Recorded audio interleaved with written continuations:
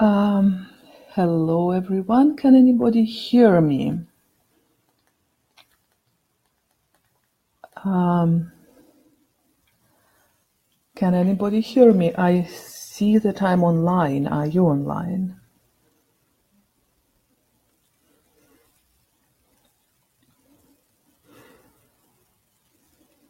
Yes. So, hi, Aaron. Hello, and yes, thank you for letting me know that you can see me. So let me. Yes, I can see that Rebecca is here, so I'm in good hands and under control. So I'm today talking to you from Brussels. It would be nice, of course, to see many of you here joining us. So while I'm saying hello and introducing a few subjects I wanted to address, I would encourage everybody to drop a line in the chat saying where you are. I think this is incredible what a community we are, how many people got together from all over the world in joint passion of being Asgardians. So while I'm sharing some current information, I think it also would be great that you take this opportunity to tell each other where you all are, and each of you can see how many people from how many countries are in this community and are talking today with us. I know the moderators team, the Civic Asgardia team, has ran a poll prior this meeting asking which questions do you find interesting to be addressed. So there are only a couple of things. First of all, there still have been questions about the Constitution and the voting. All that was addressed in detail in our live talk last month. And after that, the video was made available, it was published. And the transcript of the whole hour conversation was published, and then the most interesting questions were split into the news topics. So if you want to know anything about the Constitution and the voting, please just go chronologically back a couple of weeks on the asgardia.space website, and a bunch of questions answered there in individual news features, or otherwise you can see the full transcript. I'm not going to repeat what we have already discussed. The questions which came along in preparation for this meeting is what is NGO Asgardia is about. This is a legal structure. Originally, Dr. Shurbeli has formed Aerospace International Research Center in Vienna, and that was the legal entity which organized all the activities in Europe, including Room, the Space Journal, which is time-wise the oldest activity, which went public under its auspices. And then when Dr. Shurbeli decided that it's time to go public with his idea of Asgardia, which he's been working on for many years, we originally ran it also legally under the Aerospace International Research Center. But as Asgardia is growing, and you know in October it will be 1 year, as many new activities are picking up, it's necessary to set up legal structure which would be fully independent and fully supportive of the prospect Asgardian activities. So there are two legal structures. One is Asgardia NGO and the other is Asgardia AG. Asgardia NGO is the prototype of the future state. Indeed, it does sound a little bit peculiar because NGO is a non-governmental organization. That's a legal form, legal structure. The reality is that it's the easiest then to transform into the governmental structure once the whole procedure is implemented, once the parliament is elected and the government is appointed. Asgardia AG is a legal entity which allows commercial activities. At the moment, we have, as you know, two websites, asgardia.space and asgardia.com. So in a way, asgardia.space is a website of Asgardia NGO and future state of Asgardia, and asgardia.com is a website of Asgardia AG, of the commercial entity, which would allow to organize the startups and future activities. I hope that clarifies the inquiry. If not, again, please drop the lines. I'm not able, there are plenty of comments. Unfortunately, I'm not able to see them all. And my apologies from looking away once in a while. I'm checking messages addressed to me personally. Rebecca is summarizing the subjects on which the inquiries are coming. So I will do my best to keep talking about things which were addressed in advance and to pick up questions which are coming in the discussion. So another question which was addressed prior to the discussion is what's happening with the leadership elections. So first of all, everybody who has voted in support of the Constitution is entitled to present him or herself as a leader. Leaders come, as you can see on the Asgardia.space website, in 4 categories. Category 1 is is a leader who represents 10 people. Those leaders can be only voted locally. This is a very local representation. Then there is a leader for 100 people, for 1,000 people, for 10,000 people. Starting from 100, you can vote for anybody worldwide. But as a voter, you can vote only once. If then somebody else came along and presented themselves and you changed your mind, you can re-vote until the voting is finished. But then the person you voted for originally loses your vote. So you need to be very careful about your decisions because you're only entitled for one vote on each level, A, B, C, and D, which is 10, 100, 1,000, and 10,000 people accordingly. What concerns the leaders themselves, people who present themselves as prospect leaders? I have published a couple of days ago a reminder, and I would take this opportunity to talk about it again today. Please make sure you meet all the requirements. You can only position yourself as a leader for one level. So at the moment there is moderation process ongoing, and those who do not meet those requirements, they get reminders, they get notifications, but then eventually if one keeps not meeting the requirements, their candidacy will be removed. It is very important that you run your campaign under your real name. Filling out the profile allows everybody to choose and to use on site a nickname, but if one wants to be a leader in the community, this person needs to be known under the real name. The same like all of us working for Asgardia are known under our real names, and you can find us everywhere. And this person who runs for leadership needs to have in the profile a real honest face picture, portrait picture. People need to know their leaders by face. Candidates need to be above the age of 18 for all the obvious reasons. And then you would see it in the requirements which are published for the levels of 1,000 and 10,000 representation. It is necessary to provide your CV and then for the 10,000 references. But that's the work which will be happening a little bit later. For now, I'm just really calling upon you. It would be a real shame if for the mere lack of discipline, your candidacy would not be reviewed simply because you forgot to update your picture to your proper portrait picture. And of course, a very important thing is the platform. When you present yourself as a leader, whatever is the level of your leadership, you need to have some kind of program. What are you standing for? What do you want the lead the community towards? So the platform, Let's Make Asgardia Great, it's a wonderful thought, but it's not a platform, it's not a campaign.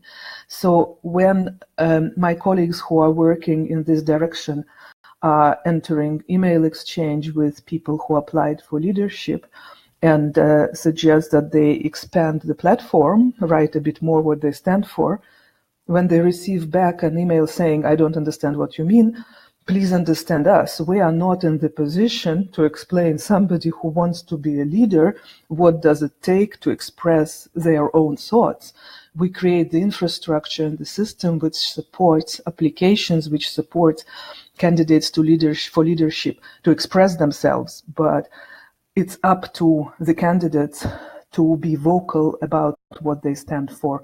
Just a proclamation, let's make Asgardia a perfect place. It's a great thought, but it's not a campaign, it's not the platform, it's not the goal to lead towards. So again, I hope I have clarified enough. Now let me just look away for 1 second about, is Asgardia virtual only? That's a good question, because we can also spend time discussing what does it mean virtual this day and age. I have a few colleagues in Asgardia whom I never met and probably will never meet because we live in different countries in the world. Does it make our collegial relationship virtual? I don't think so. It's extremely real. We spend hours and hours every day working together, making Asgardia real. So in terms of how will we be as Asgardians living this year or maybe next couple of years, yes, the reality is most likely we will be only seeing each other online. But this is how the world is run today. So the first satellite is ready to fly. I will be talking about it a little bit later when I run through all the questions which Rebecca has summarized for me by now. So virtual as in today we meet online, yes, in that sense it's virtual. But then again, if you call your relative in a different part of your country, does it mean that your relationship is virtual? I don't think so. So it's a bigger discussion than just what it looks like on the surface. Surviving in outer space, that's a very, very long and interesting discussion. I'll mark it for you and I'll talk about it with great pleasure a little bit later when we go to the space part, surviving.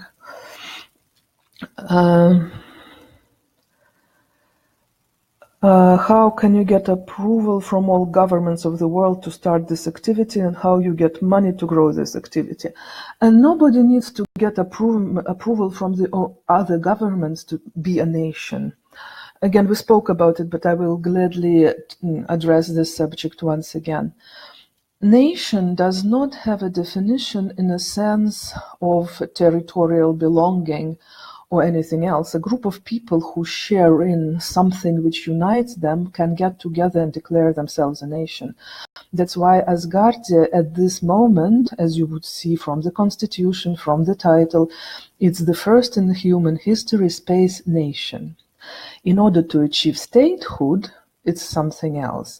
We are working, and that's why accepted constitution is very important, in developing contacts with the existing earthly states about mutual recognition. That's exactly how the state of Israel started. The nation got together and started getting mutual recognition with the other states. So there is no checklist of parameters which need to be met to become a state. It is actually a process which goes as the group of people which consider themselves a nation evolves and progresses, and that's exactly what we're doing. Some are saying that we're doing it a little bit slow, but it's for a reason. We're doing it very, very carefully and correctly and meticulously.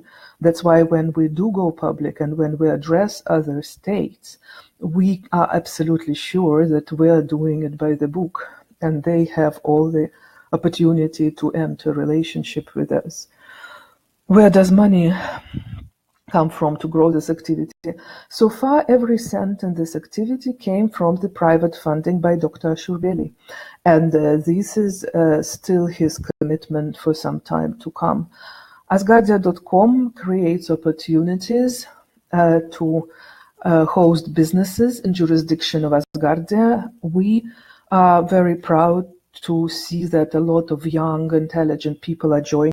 Majority of our demographics, as you probably know, is between 18 and 35.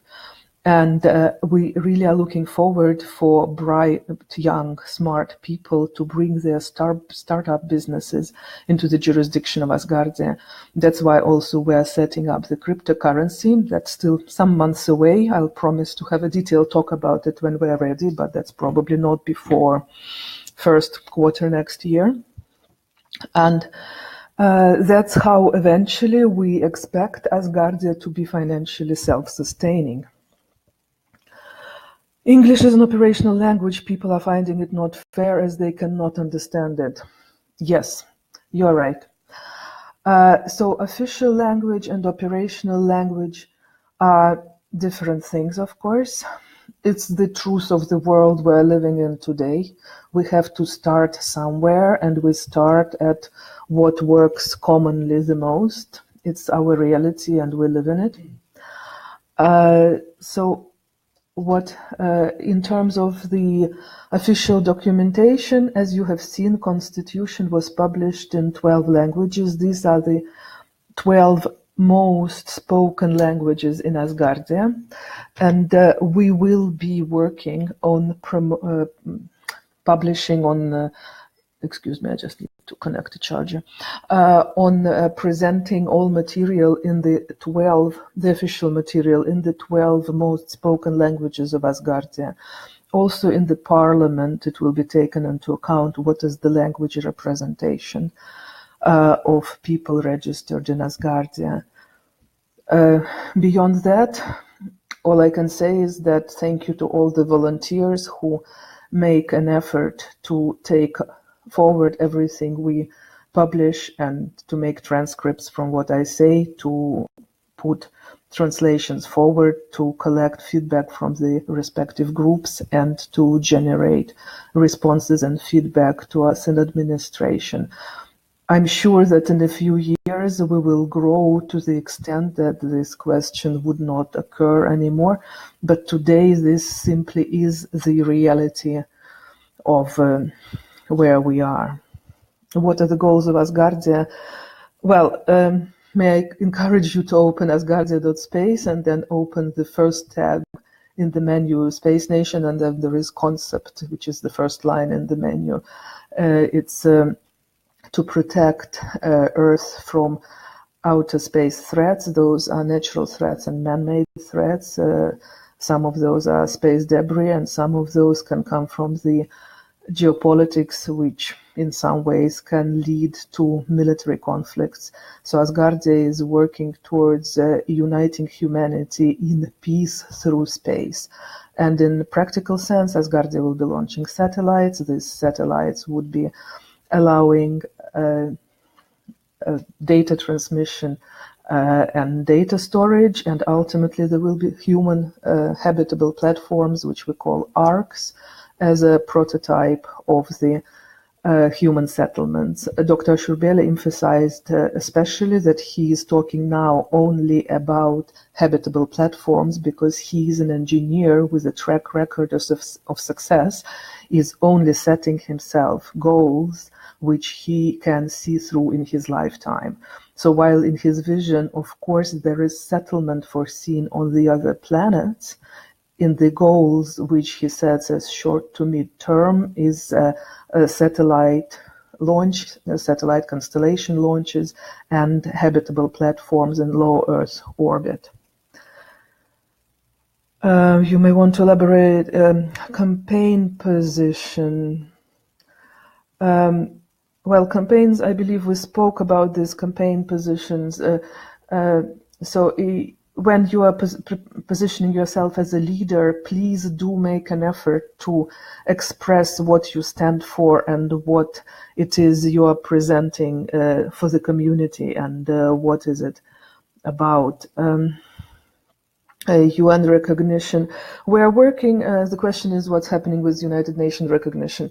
We are working in parallel. Like I said, there is no, I will repeat, we spoke about it in the past, but I will repeat, there is no such thing as an entity or an authority which would recognize somebody as a state just by meeting some criteria. It doesn't work like this. It's not like passing an exam and answering the questions right.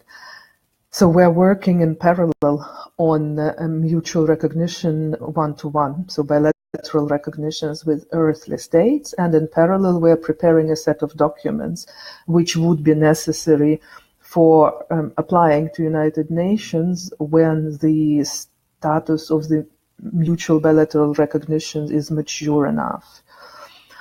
ID card or chip implant. We have not considered chip implant, but we're not, maybe we will one day. We're not there yet. ID cards.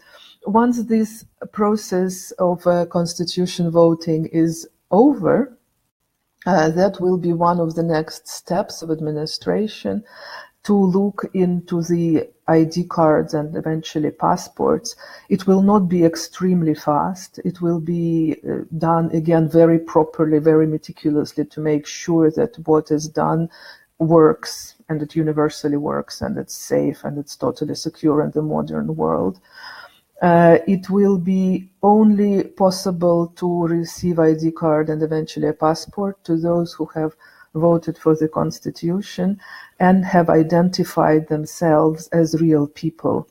We at the moment in the online system have a bunch of check mechanisms which allow us to see that people are real. This is one of the reasons why we are still running the voting. I spoke again about it last time, but I will repeat. Because our IT team is verifying that those who voted are actually real people above 18 and voted only once. That's why those votes which are not valid are deleted. And so once this is all done and checked and verified and the results are published, those who have voted and been recognized are entitled to request ID card and eventually a passport, but they will have to present themselves and identify themselves with the existing documents. It will be a lengthy process, but it will be a totally transparent and valid process. There will be embassies per continent. It's also practical and philosophically representative of what Asgardia stands for, because from space you do not see the borders, you do not see the walls. From space you only see the shapes of the continents. The borders are drawn on the maps, the borders are in our minds. So Asgardia, as a first in world history space nation, is standing up for the unified humanity through space and its vision from space. You know, they say in English, helicopter view, so it's well above the helicopter. It's space view. You only see the shapes which the Earth naturally formed, the contours of the continents. So the embassies of Asgardia will be in the continents, and then we will have to see closer to the date which other locations might require representations or consulates.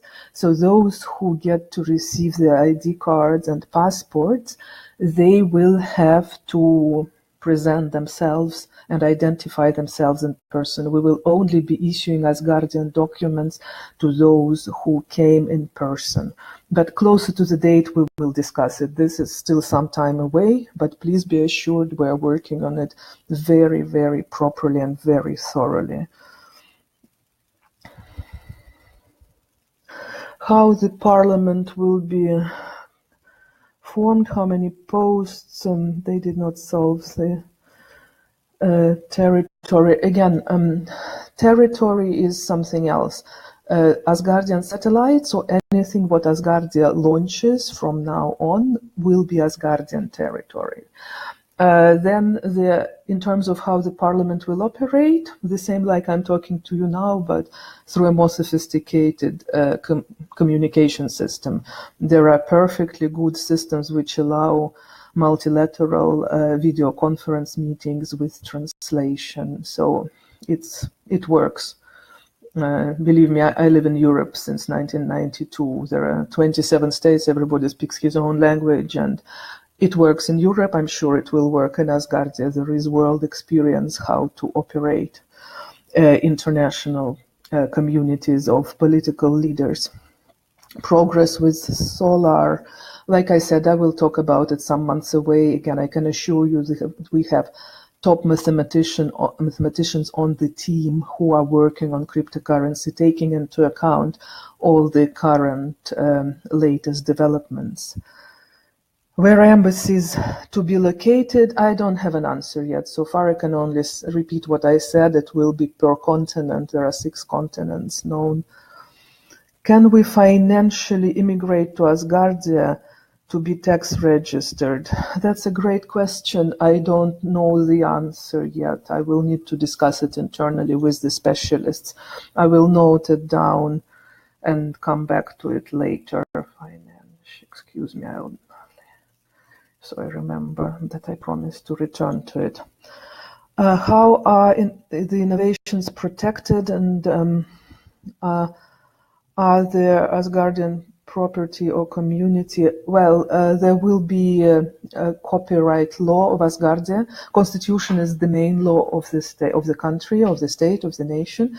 As you would have seen in the constitution, many subjects are addressed as in there will be a law that would define that and that and that in detail. So indeed, it would be the job of the parliament to set up the legislation. So in terms of the patent law, the copyright law, yes, Asgardia is going to be extremely attentive to this, like to everything, but also to the patent and copyright, because like I said, Asgardia is in many ways a country of startups. So yes, Asgardia is open to host as many startups as possible, which would make sense within the scope of Asgardia. So yes, the copyright and the patents will be protected.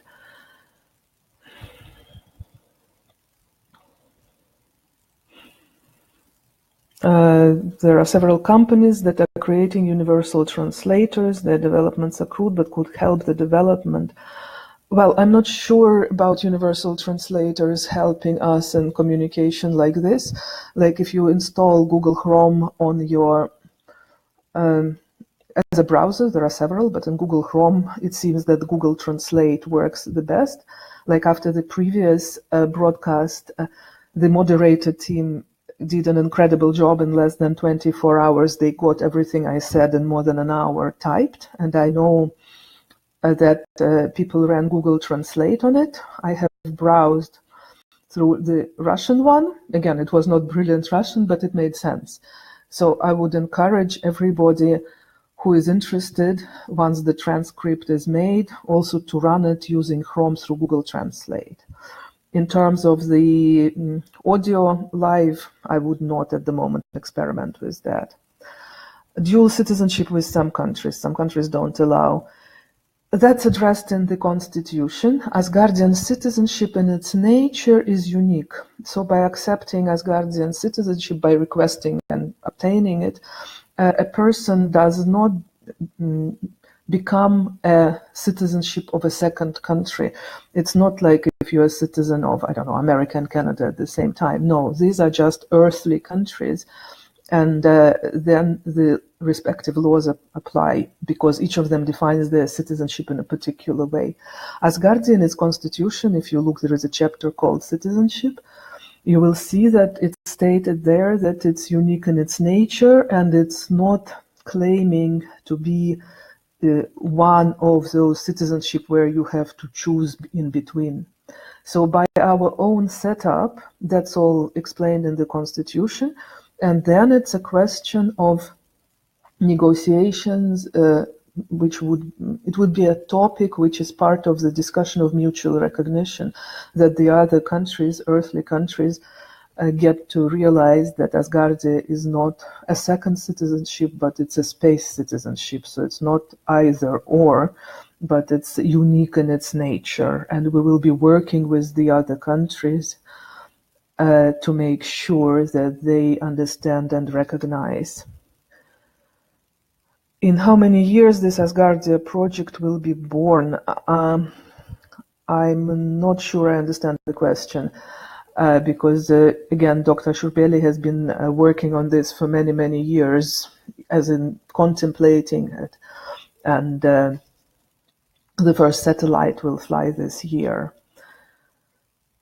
There will be embassies, so there will be diplomatic training. Training is a bit too early to talk about. Logically, yes, one would assume there should be training.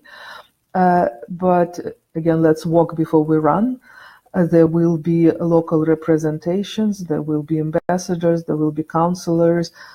So those who are applying for leadership now, for example, those of you who don't make it through the votes, I would nevertheless encourage you to stay active in the system, because like you see, there will be various ways to be useful and active and representative in the community, representative in the community.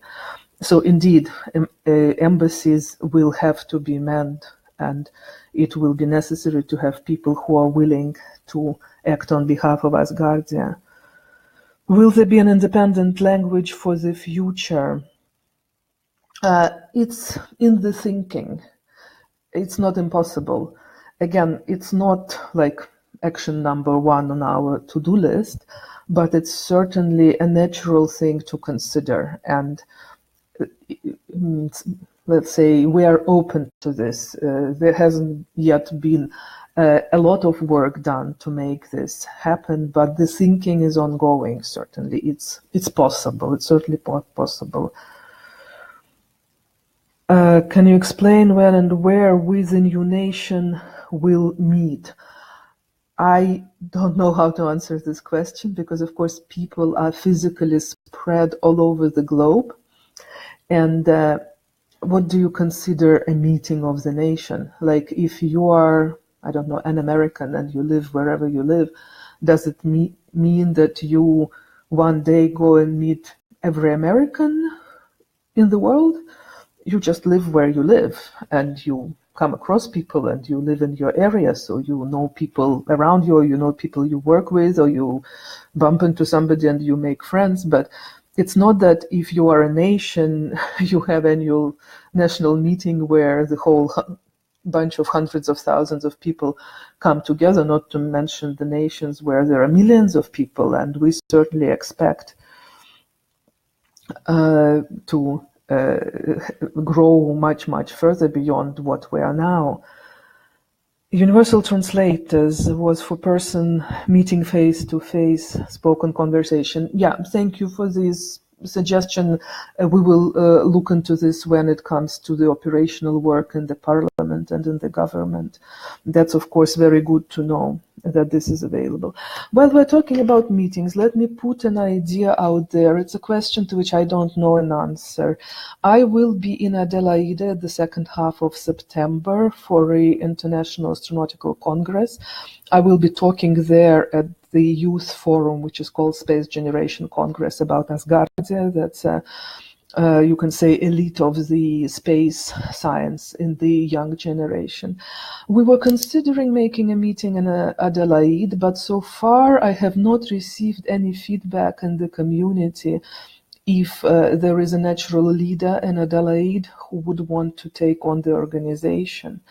So since we're talking now, may I suggest that after this call, Rebecca puts it forward into the group discussions, and also Australian community in particular, and please decide in Australian community if there is really the time and the need and the desire and the natural leaders who would make this work.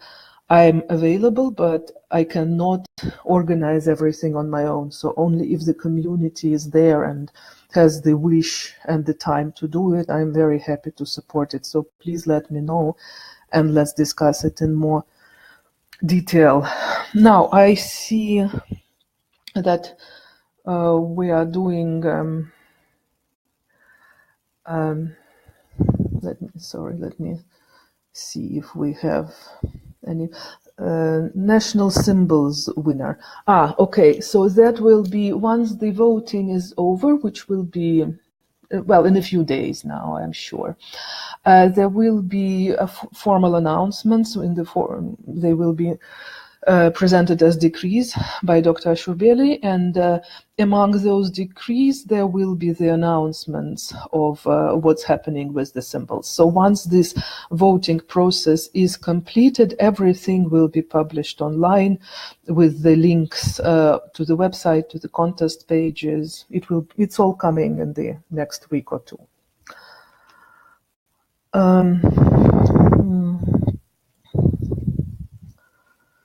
Do we need a place on the surface of the Earth to assemble people in order to build space vehicles? Well, that's some time away, and it will be in the Constitution. This is called localities. So if we decide that we need to do anything on Earth, it doesn't necessarily need to be building space vehicles. It can be plenty of other things. We certainly can have territories where we get our work done. We, the administration who now run Asgardia, we also have a place where we work and where we have the offices where we meet.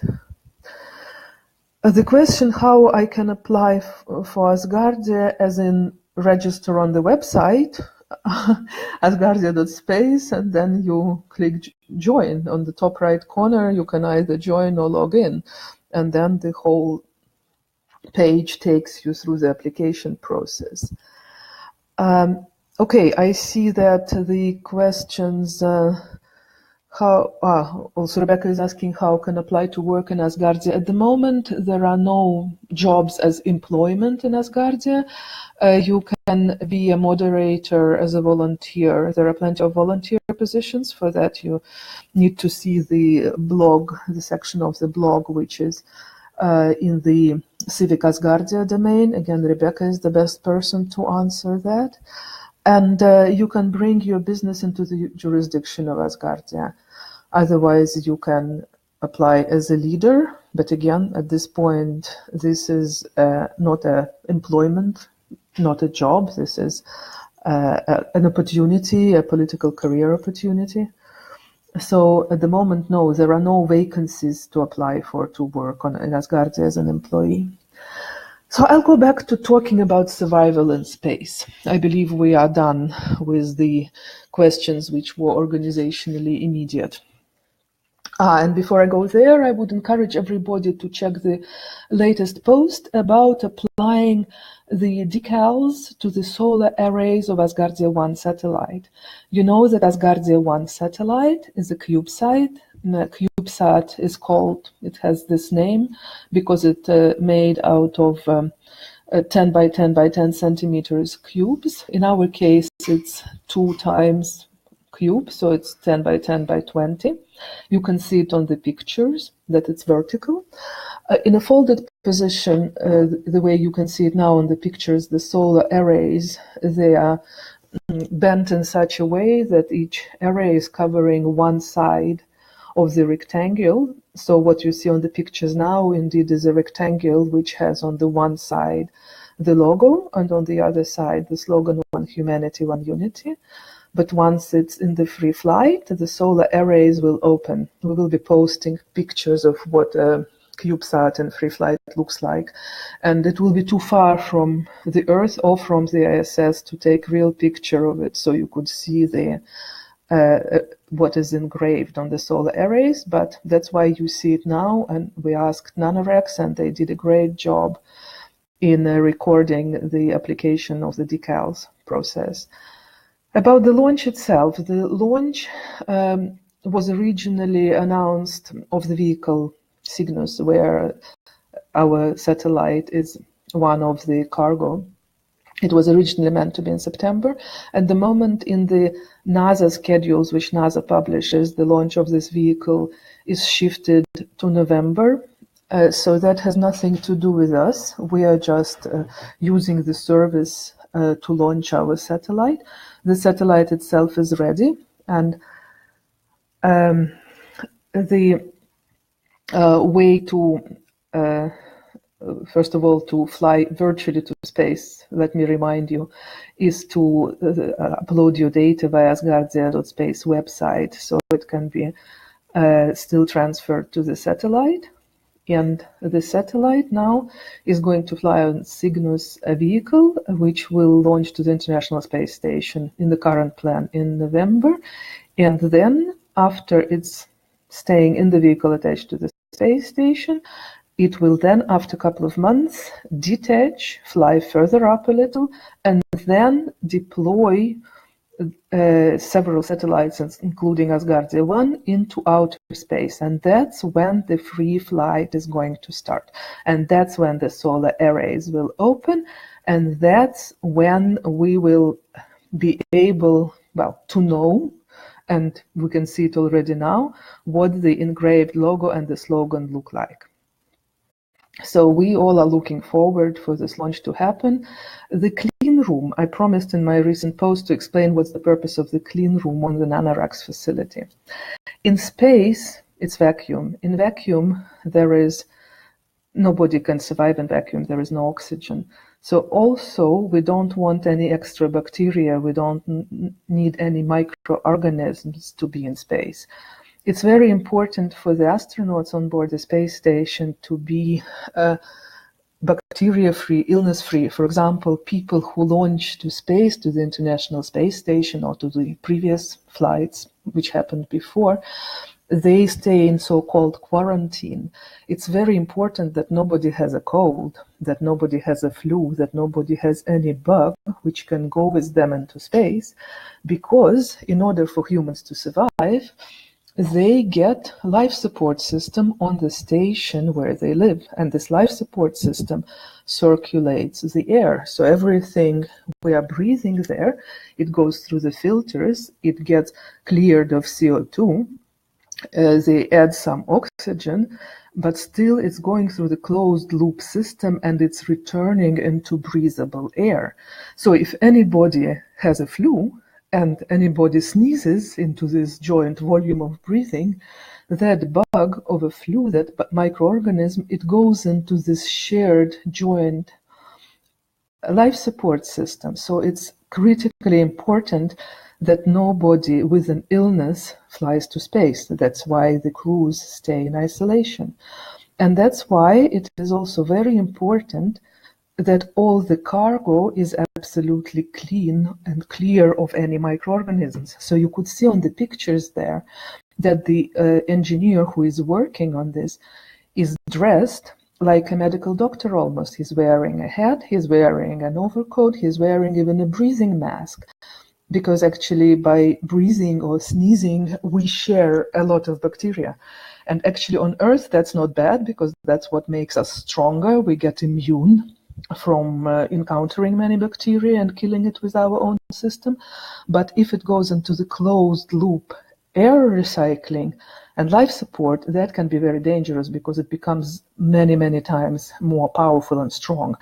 So the clean room has special environmental conditions where there is no bacteria which can land on a surface of any space equipment, and people who are working on it, they are dressed truly like medical doctors who are protecting themselves to guarantee the hygiene condition of their clients when they work with them. So that's why you see the operators there on the photographs dressed in such a special way, and that's what clean room is about. The CubeSat will be stored in a cargo vehicle Cygnus, which will fly to the International Space Station. And even though it does not get into the space station, the pressurized volume of the cargo vehicle will be opened.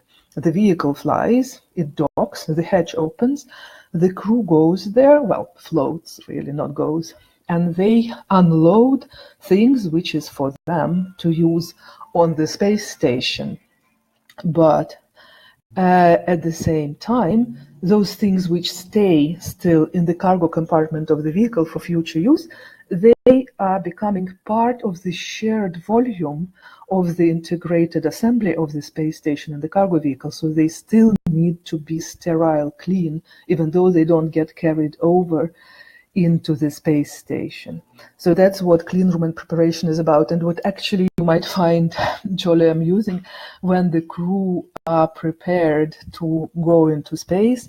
One of the procedures and preparation is to be wiped with alcohol. So actually before they put on the special underwear, which is overall for the body, before putting on the spacesuit. Before that, they get wiped with alcohol for the same very reason, to remove as much as possible any bacteria which can possibly be on their skin, on their body. Now there's a question about educational program. It's in the thinking. It's a bit too early. We are not yet ready to have any practical conversation about it. Han Academy, yes, we are very aware of what Han Academy and how it works. When can we exchange the files on the Asgardia One hard drive? If your files are already uploaded and you all of a sudden changed your mind what you want there, you can write to us and we can just delete it for you, so your space is again empty and you can use your kilobytes in a different way. So before we have really completed it, if somebody all of a sudden thinks it's absolutely necessary, I don't encourage you to do it because it's a lot of extra work, but if you have passionate feelings about it, write to us on Citizens Mail and we'll look into this. Afterwards, it would be possible to do some synchronization after the satellite is in a free flight. So after it's been launched, after the vehicle did its mission to the ISS, after it's dedocked, flew a bit higher to the next level of the orbit, and deployed the satellites. So only in a free flight. But there, the sizes of the files will be smaller than the files which you are uploading now. There will be more technical specifications which will be published about this to make this work. Is there a plan to evacuate the citizens of Asgardia from the conflict zones, such as Yemen? Asgardia does not interfere into the Earth politics. Asgardia is staying within its own affairs in relation to the Asgardia business. Asgardia does not have plans to start being involved in any earthly conflicts. One of the philosophic premises of Asgardia is to leave earthly history behind, including the earthly conflicts. Can you explain your role as a spokesperson and who appointed you to it? I'm an employee of Dr. Shurbeli. I've been working for the Aerospace International Research Center since it was formed, pretty much. So as an employee, I have been predominantly I was working on Room. Room was started in summer 2014. Like the first issue was published, obviously it was started earlier. So I was, and I still am, director at Room. And when Dr. Shurbeli decided to put Asgardia into public view, he has asked a number of people who already worked for him to transfer part of their time to Asgardia, and I was amongst those people Dr. Shurbeli asked to work for Asgardia. Where am I? Sorry. So the answer, who appointed me? Dr. Shurbeli appointed me. So you are prepared not to pollute our ocean like had happened with Sputnik. I'm sure I have no. I'm not sure I understand what you are talking about. Which oceans? So talking more about survival in space. The International Space Station is flying at the altitude of 350 kilometers, or maybe a bit more, between 350 and 400, which is a low Earth orbit. It is considered the low Earth orbit goes up to 2,000 kilometers, but actually this altitude of up to 400 is optimal in terms of what amount of propellant it takes to get into space. You know probably that the launch sites are built as close as possible to the equator, because then the acceleration from the rotation of the Earth is allowing to lift off easier and faster, and the amount of propellant it takes to end up in orbit is the least. So this is the reason the space stations, the long-term space stations, are in this low Earth orbit. In order to survive now in the space stations as they are known to us, people originally, of course, need to be physically reasonably fit. Because when one is in space, First of all, you get a lot of motion sickness. It's like seasickness, but it's even more disorienting in a way, because on the one hand, there is no water, on the other hand, you're still floating. And you know probably that our vestibular system is in the area of the ears. We have part of the body which is called otolith. Sorry, I'm not a medical doctor, so it's something here in your area. So when you start being disoriented, it's getting very uncomfortable. And when it keeps happening, it can be very, very tiring. So first of all, general level of fitness is important, because launch gives you G-force of 4 to 5G. Then you need to survive this. You breathe the recirculated air. You have limitations there is no fresh food. So even if you're a tourist, you need to have quite some training and physical fitness to be able to live in space. If you're talking about professionals, if you are talking about spacewalk, to go into outer space, imagine you're in a vacuum, and the space station, which goes around the Earth at 8 kilometers per second, or 28,000 kilometers per hour, is turning around the Earth in 1.5 hours. So every 45 minutes you have bright sun or total night. In the bright sun, the temperature is plus 150 degrees. In the total night, the temperature is minus 150 degrees. The spacesuit for the extravehicular activity is a personal mini space station which protects you from these conditions. So imagine what level of physical fitness and psychological strength one needs to have to feel comfortable and fit and safe and be able to do the job.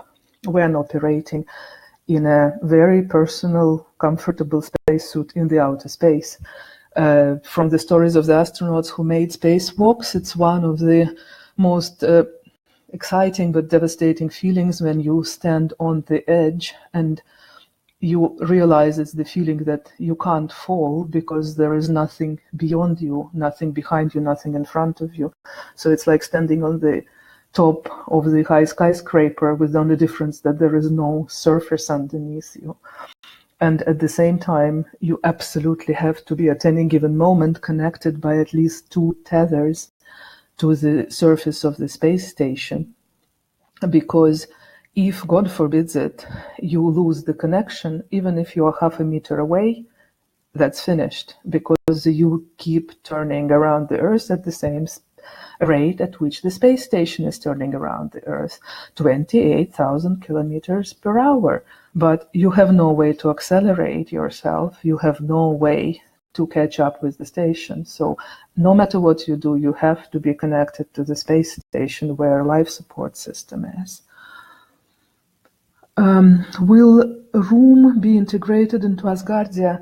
I'm not sure what do you mean by the word integrated. Room belongs in legal sense to the Aerospace International Research Center. Again, if you look at to the website, it's airc.at, Aerospace International Research Center.austria.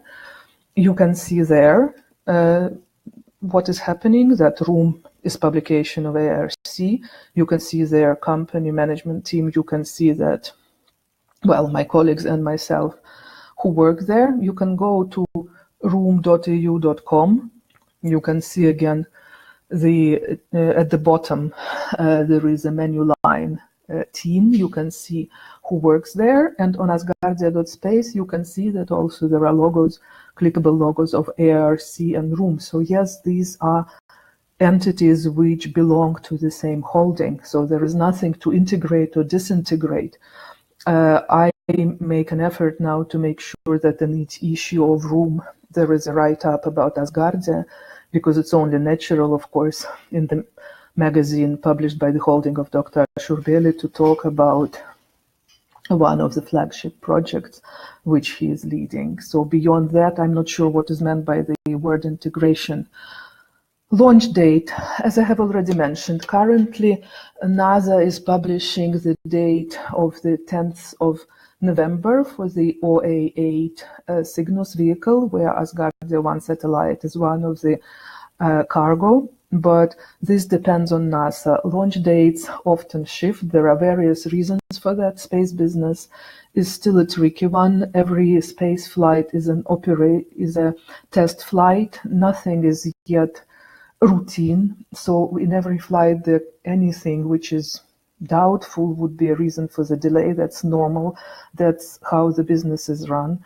So NASA had their very good reasons to delay the original date of September.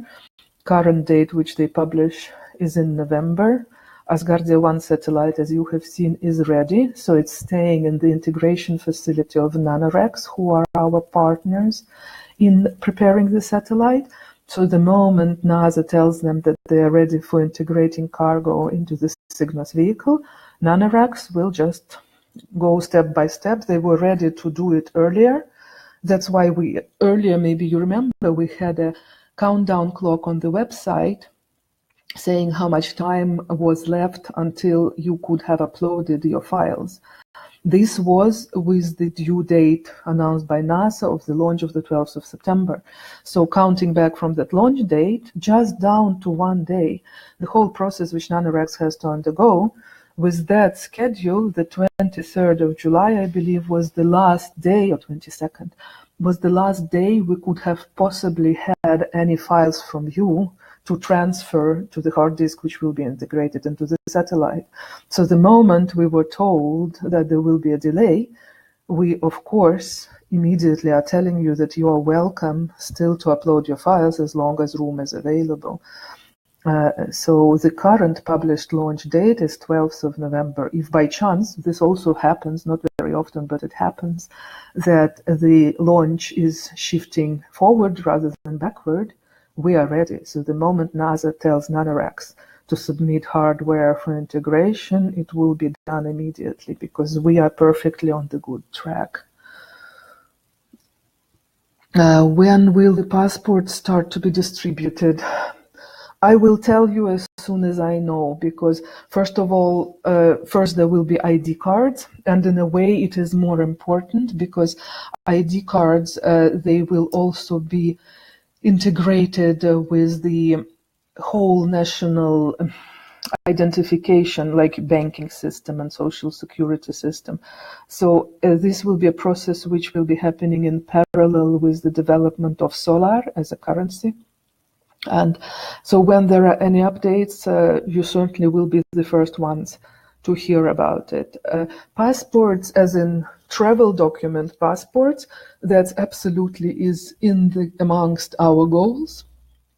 That will happen, but ID cards will happen sooner. They have more practical purposes.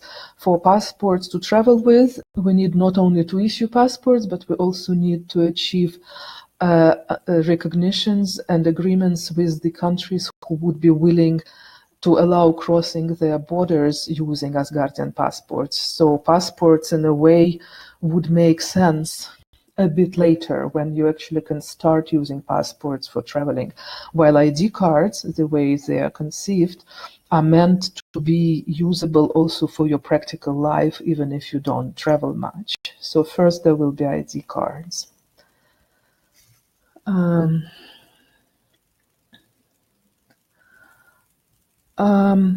I can see a note from Rebecca that the questions stopped coming. So I hope that was interesting enough for you to have spent an hour with me. Thank you very much for taking time on Saturday to join all of us.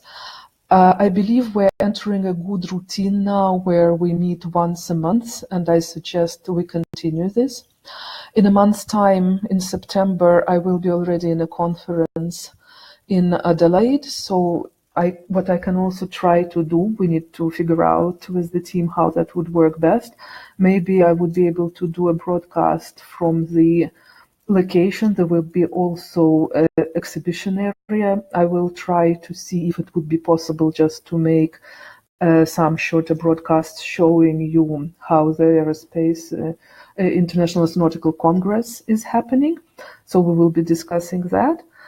And please be in touch with the civic team discussing which questions you find interesting to address.